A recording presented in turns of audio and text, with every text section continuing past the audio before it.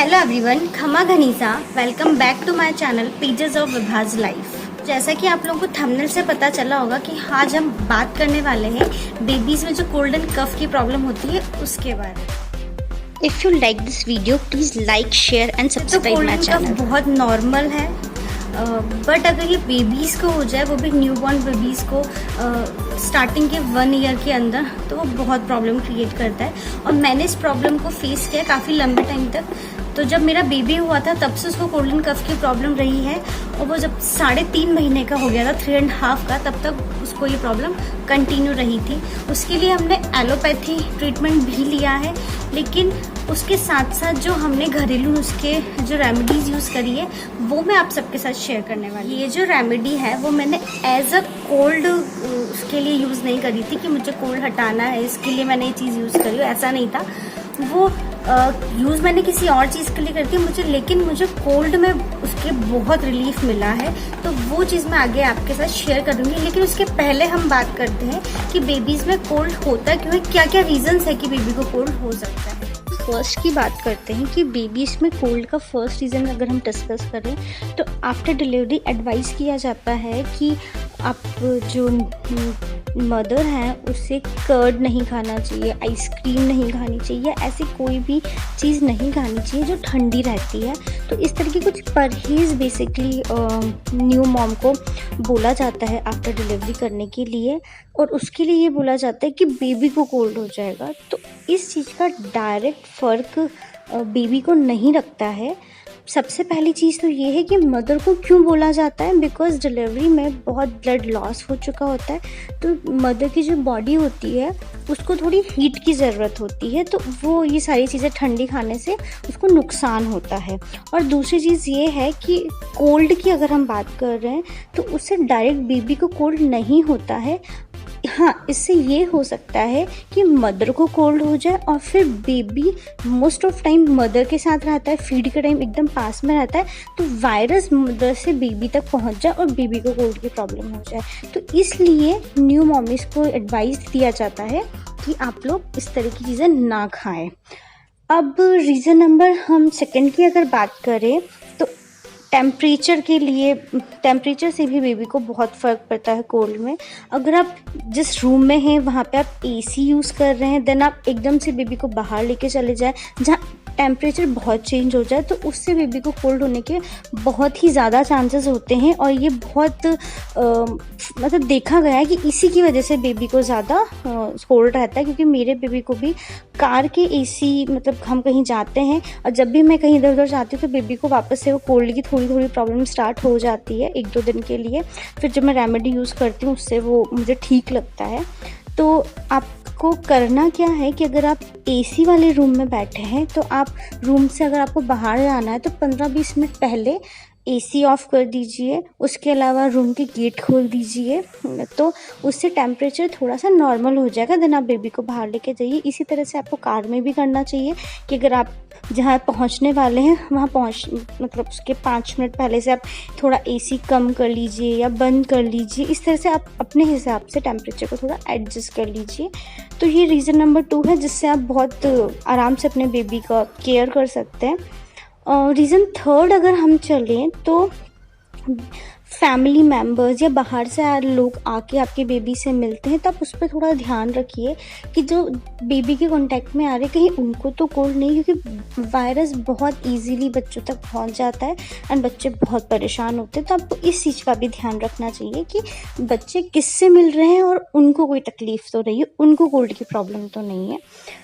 उसके अलावा हम बात करें सीज़न चेंज होता है तब, तो सीज़न चेंज के टाइम पे आप लोगों को ध्यान रखना चाहिए बच्चों को किस तरह के कपड़े पहनाएं, उनको किस तरह से बच्चों की केयर करें। विंटर सीज़न और समर सीज़न में एकदम से बहुत सारे कपड़े ना पहना दें या एकदम से बहुत सारे कपड़े एकदम हटा ना दें, इस तरह से नहीं होना चाहिए। बिकॉज मैंने ये चीज़ करी थी कि मुझे लगता था नहीं इसको कोल्ड है तो थोड़ा पहना के रखो, कोल्ड है पहना के रखो। देन फिर मेरे फैमिली डॉक्टर हैं एक, उन्होंने फिर बोला कि आप इसको एकदम पतले से कपड़े पहना के अच्छे से हवा में रखिए बेबी को, तो फिर उससे भी इसको काफ़ी आराम मिला था। तो इस तरह का भी आपको ध्यान रखना चाहिए। और अगर आगे रीज़न की बात करें तो बेबी को बहुत ज़्यादा देर गीले में ना रखें। जैसे नैपी गीली रह जाती है बेबीज़ की, तो उस पर एकदम स्टार्टिंग में मॉम यूज़ टू नहीं होती है उन चीज़ों की, पर फिर भी अपनी आदत में डालिए कि आप बेबी का नैपी चेंज करें, टाइमली इसको चेक करते रहें। तो इस तरह की चीज़ें। और ब्रेस्ट फीड के टाइम पे बेबी के क्लोथ पे थोड़ा सा मिल्क स्टार्टिंग में गिर जाता है, तो वो जैसे चेस्ट के ऊपर थोड़ा सा गीला रह जाए और धीरे धीरे टेम्परेचर चेंज की वजह से बेबी को वो कोल्ड बना रह सकता है। तो आपको इस चीज़ का भी ध्यान रखना चाहिए कि बेबी गीले में ना रहे। और एक चीज़ इसी क्लोथ के ही हिसाब से अगर हम बात करें तो बच्चे के जो कपड़े हैं, जो भी आप उसको पहनाते हैं, वो एकदम ड्राई होने चाहिए। वो थोड़े से भी अगर उसमें नमी रहेगी तो भी बच्चे को धीरे धीरे उसकी ठंड बैठ जाएगी टेम्परेचर चेंज की वजह से। तो उस चीज़ का भी आप लोगों को ध्यान रखना चाहिए। तो ये सारी चीज़ें छोटी छोटी जिनका आप ध्यान रख के बेबी को कोल्ड से बचा सकते हैं। तो ये तो रीज़न्स हो गए कुछ जिनका आपको ध्यान रखना चाहिए। अब हम बात करते हैं कि बेबी के अगर कोल्ड हो ही गया है तो हमें क्या करना चाहिए या मैंने क्या यूज़ किया था, उसके बारे में हम बात करते हैं। तो सबसे पहले तो बोला जाता है कि 6 महीने तक के बच्चों को कुछ भी नहीं देना चाहिए ब्रेस्ट मिल्क के अलावा। तो हाँ, ये सही है वैसे, लेकिन हम लोगों के यहाँ पे जायफल बेबी को स्टार्टिंग में दिया जाता है, पर उसका एक तरीका होता है देने का। डायरेक्ट जायफल को नहीं दिया जाता है, उसका एक प्रोसेस होता है। वो होने के बाद ही उस जायफल को यूज़ किया जाता है बेबी के लिए। वो डिस्कस हम इस वीडियो में नहीं करेंगे बिकॉज़ वीडियो बहुत लंबी हो जाएगी, और अगर मुझे डिमांड आएगी तो मैं उसके ऊपर एक वीडियो सेपरेट बना दूँगी। तो जायफल का यूज़ भी काफ़ी अच्छा रहता है, मुझे भी आराम मिला था। बट मेरे साथ प्रॉब्लम ये थी कि उस टाइम पे समर चल रहा था और समर में जायफल बहुत गर्मी कर देता, इस वजह से बहुत ज़्यादा यूज़ नहीं कर पाए थे। विंटर के लिए जायफल बहुत अच्छा है, बट उसी प्रोसेस है जिससे हम लोग यूज़ करते हैं, या जो भी सबके घर में अगर यूज़ होता होगा अलग तरीके से। तो क्योंकि 6 महीने तक के बच्चों को डायरेक्ट जायफल यूज़ नहीं कर सकते हैं, तो जायफल की बात हम फिर कभी करेंगे। अब चलते हैं नेक्स्ट रेमेडी पे।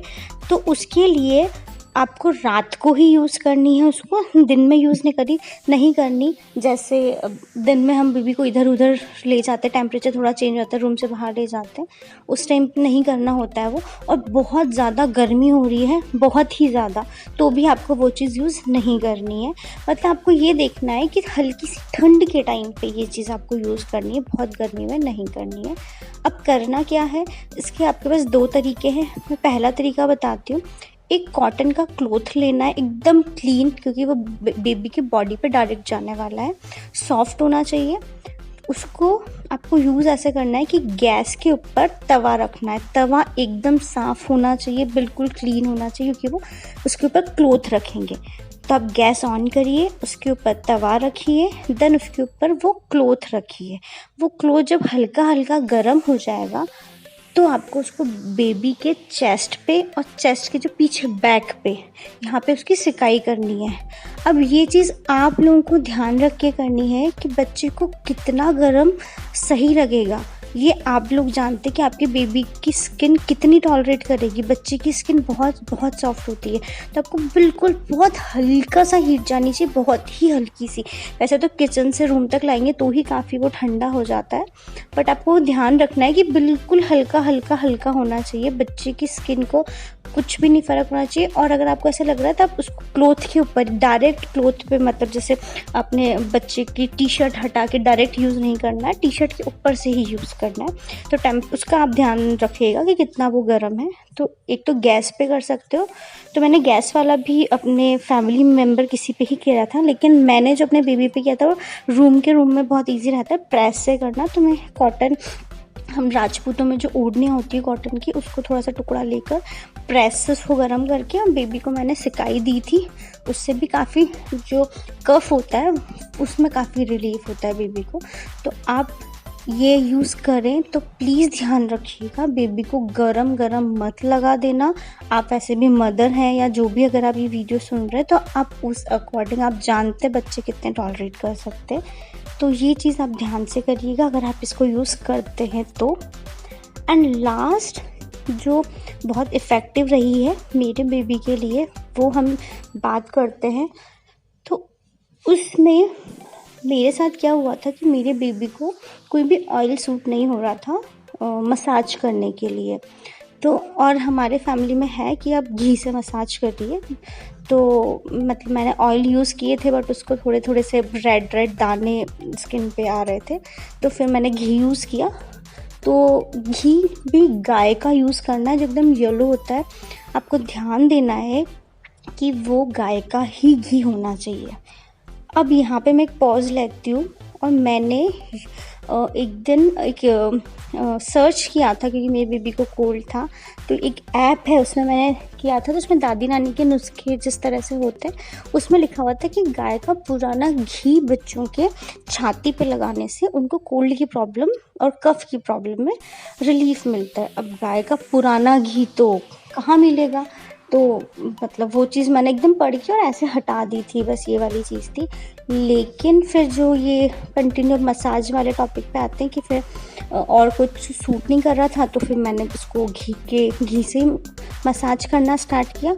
और धीरे धीरे मैंने एलोपैथिक दवाई इसकी बंद ही नहीं होती थी, इतना इसको कोल्ड रहता था। तो धीरे धीरे जब मैंने मसाज करती रही तो उसको कोल्ड में अपने आप रिलीफ मिला। फिर एक दिन मैंने थोड़ा सोचा, मतलब इसकी दवाइयाँ इतने टाइम से चल रही थी, पर फिर तो मुझे थोड़ा कनेक्ट हुआ कि इस गाय का घी जो वो मैंने पढ़ा था, तो वो इफ़ेक्टिव है, उसी की वजह से इसको कोल्ड एंड कफ में प्रॉब्लम सही लगा है। और इसके अलावा जो डॉक्टर वो नाक में डालने के लिए जो ड्रॉप देते हैं, नेज़ल ड्रॉप, वो तो खैर बहुत अच्छी होती है, उससे एकदम नोज़ क्लियर हो जाती है। तो वो चीज़ आप यूज़ करिए, डॉक्टर को ज़रूर दिखाइए। पर हाँ, ये सारी चीज़ें हैं जो आप बच्चे की हेल्प करेंगे उसको उस दिक्कत से निकलने के लिए।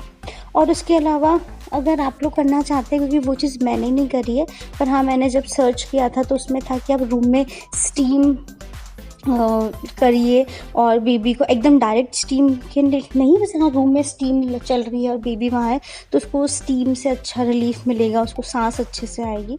तो वो वाली चीज़ आप करिए। एंड हाँ, मोस्ट इम्पॉर्टेंट, सुबह की धूप कोल्ड एंड कफ के लिए बहुत बेस्ट है। 7 से 9 बजे तक की, डिपेंड करता है मौसम कैसा चल रहा है। गर्मी है तो बिल्कुल 7 से 9 वाली, सर्दी है तो थोड़ी 10, साढ़े 10, 11 वाली भी धूप ठीक है, चल जाती है। तो इस तरह से आप बच्चे को धूप भी दिखाइए, धूप से बहुत फ़र्क पड़ता है, कफ में बहुत फ़र्क पड़ता है। क्योंकि हम स्टार्टिंग में इसका बॉर्न था 20 फरवरी, और मार्च वाले टाइम पे भी हम इसको धूप में रखते थे, और जब धूप में रहता था तो उसके बाद उसको काफ़ी अच्छा, मुझे खुद वो जो जुकाम के लिए जो आवाज़ नहीं आती रहती बच्चों के, वो आना थोड़ी बंद हो जाती है या कम हो जाती थी। तो उस तरह से धूप में भी बच्चे को बिठाने से काफ़ी रिलीफ मिलता है।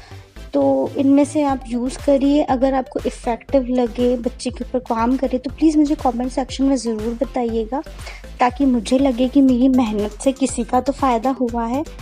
एंड इसी तरह की आगे वीडियो देखने के लिए चैनल को सब्सक्राइब कीजिए। अगर वीडियो हेल्पफुल लगे तो उसको लाइक कीजिए। And thank you so much for watching this video.